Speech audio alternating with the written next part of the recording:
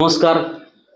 आवाज जनतेचा या माझं गाव माझा कट्टा या कार्यक्रमात आज आपल्या समवेत उपस्थित आहेत इयत्ता 10वीचे पहिले आलेले आदित्य बारवेकर आणि त्यांच्या समवेत आहेत त्यांचे आजोबा हरिभक्त परायण विठ्ठल महाराज बारवेकर. खरं तर उमरगाव म्हणजे आध्यात्मिकदृष्ट्या राज्यभरातच एक नावलौकिक प्राप्त गाव आहे. हरिभक्त परायण वैकुंठवासी रघुनाथ महाराज उमरेकर यांच्या पदस्पर्शाने हे गाव पावन झाले आणि फक्त वारकरी संप्रदाय असेल, धार्मिक क्षेत्रात असेल यातच नव्हे तर शैक्षणिक क्षेत्रात देखील उमरे गावाने आपला एक नावलौकिक मिळवलेला आहे. आणि खरोखर एक अभिमान वाटावा असं का रघुनाथ महाराज उमरेकर यांच्या कुटुंबातील त्यांचे नातूच का आजच्या इयत्ता 10वीच्या परीक्षेमध्ये पहिले आलेले आहेत. तर आदित्य, आपण आज चर्चा करत असताना सर्वप्रथम मी तुमचं अभिनंदन करतो आणि तुमच्या यशाचा हा मूलमंत्र काय आहे हे जाणून घेतो. कारण कसं की आपल्यापासून इतर विद्यार्थ्यांना की जे आता 10वीत आहेत आणि जे परीक्षेसाठी सामोरं जाणार आहेत, तर तुम्ही कसा अभ्यास केला हे त्यांना ऐकायला मिळेल, त्यापासून त्यांना प्रेरणा मिळेल. यासाठी तुम्ही सांगा की कसा अभ्यास कसा केला तुम्ही. तसं तर मला वाटलं की 10वी खूप अवघड आहे. सुरुवातीला 10वी अवघड वाटायची. बरेच जण सांगायचे इंग्लिश विषय, सायन्स मला पहिल्यांदा अवघड जायचं.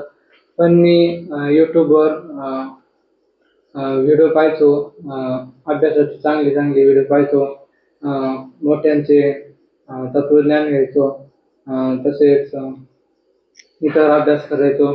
आणि सायन्स माझा विषय खूप कच्चा होता, त्यामध्ये मला प्रगती करायची होती.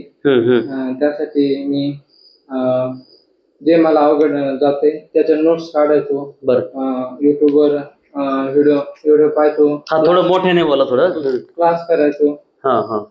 अजून त्याच्या मागच्या कॉन्सेप्ट समजून घ्यायचो. त्याच्यामुळे मला अच्छा, सर्व विषय सोपे गेले. आता तुम्ही उमरे आदर्श विद्यालयातच शिक्षण घेतले, म्हणजे सर पहिलीपासून तुमचं शिक्षण इथंच झालेलं आहे आणि 10वी पण इथंच झाली. तर इथले शिकवणीचा कसा फायदा झाला, शिक्षकांचा कसा फायदा झाला? आता जसं तर मी आदर्श विद्यालयामध्ये 5वी पासून आहे. 5वी पासून मी पवार सर, दुशिंग सर ते आम्हाला खूप ज्ञान सांगायचे, खूप मोलाच्या गोष्टी सांगायचे, नवीन नवीन गोष्टी सांगायचे. त्या मी अनुभवत आलोय आणि त्यांनी बरेच आम्हाला शिकवले. चांगल्या वागणुकी कशा, शिस्त, तसेच अभ्यासाबरोबर शिस्तही शिकवली. बरं, दिवसातून किती वेळा अभ्यास करायचे? माझा टाइम नव्हता. ओके, जेव्हा वेळ भेटेल तेव्हा अभ्यास. अच्छा, म्हणजे अभ्यासाचं दडपण न घेता जेव्हा वेळ मिळेल त्यावेळेस अभ्यास केला पाहिजे, पण तो मन लावून अभ्यास केला पाहिजे. कमी करा परंतु मन लावून अभ्यास करा. काही खासगी क्लासेस लावले होते? मी इंग्लिशचे क्लासेस लावले होते. बाकी सर्व युट्यूबवरून मार्गदर्शन घेऊन तुम्ही अभ्यास केला. किती टक्के पडले 10वीला? मला 94.7%. 94.7% हा हायेस्ट आहे उमरे आदर्श विद्यालयाचा. खरोखर आदित्यने मिळवलेलं यश हे उमरे गावासाठी एक अभिमानास्पद आहे, इतर विद्यार्थ्यांसाठी प्रेरणादायी आहे. मात्र या यशात आजोबांचं किती योगदान आहे? आजोबांनी कायमच ओरडत होते का अभ्यास कर का काय? नेमकं आजोबा काय सांगतात नेमकं? काय नाही, त्याला नेहमी मार्गदर्शन करायचं, म्हटलं नेहमी अभ्यास करायचा. मी रात्री कार्यक्रमानं जरी आलो तरी रात्री 1-1 वाजेपर्यंत तो कार्यक्रम करायचा. म्हणजे त्याला ओरडावं लागत नव्हतं अभ्यास कर म्हणून, स्वतःहूनच अभ्यास करायचा? नाही, त्याला सांगत राहायचो नेहमी, पण अभ्यासाकडे त्याचं फार लक्ष होतं. रात्री मी भांडण जरी आलो तर 1-1-1:30 वाजेपर्यंत तो कार्यक्रम म्हणजे अभ्यास करायचा. अच्छा, त्याच्यामुळं मग त्याने बरीचशी म्हणजे प्रगती केली. नातवाचं यश बघून काय वाटतंय असं तुम्हाला? आनंद वाटतो ना. आनंद वाटतंय. असं अपेक्षित होतं का पहिला येईल तो? वाटत नव्हतं, पण अभ्यास केल्यामुळं तो म्हणजे यश प्राप्त केलं. ते संगीतातही त्याला आवड आहे, त्याचं खरं सगळं श्रेय तुम्हाला आहे. ते अभ्यासाचं नाही तुम्हाला, फक्त संगीताबाबत, अध्यात्माबाबत तुम्ही जे आम्ही पाहिले अनुभव आहे का तुम्ही हा. त्याच्यात खूप योगदान दिलेलं आहे त्याच्या ज्ञानात, तर ते कसं सांगाल, त्यात कुठली आवड आहे का? त्याला काय त्याने परीक्षा पण दिल्या आहेत गायनाच्या, पकवाताच्या, तबल्याच्या. हा हा हा हा हा. त्याच्यातही तो हुशार आहे.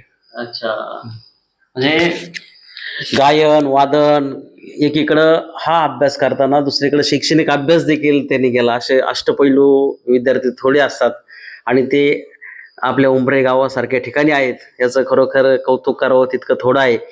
मी शेवटचं विचारतो फक्त, का आता 10वीला जी मुलं आहेत त्यांना तुम्ही काय संदेश देताल, काय सांगाल त्यांना? किती वेळा अभ्यास केला पाहिजे, कसा अभ्यास केला पाहिजे, खाजगी क्लास लावले पाहिजे का, काय काय काय काय सांगाल? आपण प्रत्येक विषयामागे कन्सेप्ट समजून घेतल्या तर आपल्याला कोणत्याच क्लासची गरज नाही. माझा इंग्लिश विषय कच्चा होता त्यामुळे मी क्लास लावत होते. सतत अभ्यास करायचा, आपलं स्वतःचं वेळापत्रक बनवायचं. मी वेळापत्रक बनवलं होतं त्यानुसार चालायचो. तसे कसं होतं वेळापत्रक, कसं होतं? आम्हाला 7 वाजता क्लास असायचा. मी 6 वाजता उठायचो, आवरलं की क्लासला जायचो. 7 ते 9 क्लास असायचा. मग असंच आवरायला टाइम जायचा. मग 10:30ला शाळा. शाळेत पण क्लास असायचे.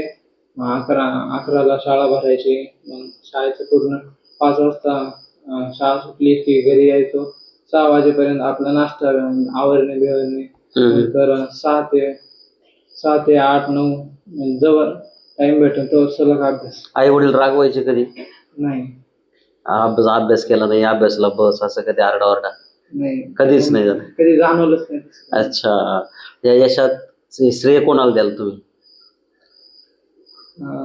मी आई वडिलांना देऊ इच्छितो, कारण त्यांनी मला सांगितलं की तू तर 1 नंबर आला तर मी तुला असं गोष्टी देईन, असं ते सांगेन. आणि मला 1 नंबर यायचं होतं. तसं पण 9-10 वर्षापासून आमच्या शाळेत मुली प्रथम यायच्या, त्यामुळे मला ही परंपरा तोडायची. Very good. अच्छा, सर्वत्र आपण बघतोय की आम्ही अनेकदा मुलींचा डंका, मुलींनी बाजी मारली अशाच बातम्या छापत आलो, परंतु पहिल्यांदा उमरेच्या गावामध्ये तरी आदित्यने हे यश प्राप्त केले मुलांच्या बाबतीत. मुलांना देखील एक अभिमान वाटावला, असं का मुलं सुद्धा पहिले येऊ शकतात.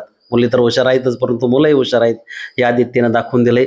आणि विद्यार्थी मित्रांनो, आदित्यचे यश तुम्हा सर्वांसाठी प्रेरणादायी आहे. त्याने जसा अभ्यास केला आहे तसं आपणही कराल आणि येणाऱ्या काळात आपल्या उंबरे गावचं नाव अशाच पद्धतीने रोशन होईल अशी मी अपेक्षा व्यक्त करतो. आणि पुन्हा एकदा आदित्य तुझं अभिनंदन करतो, तुमच्या आजोबांचंही अभिनंदन करतो आणि थांबतो. धन्यवाद. आवाज जनतेचा, लढा सर्वसामान्य जनतेच्या न्याय हक्कांसाठी.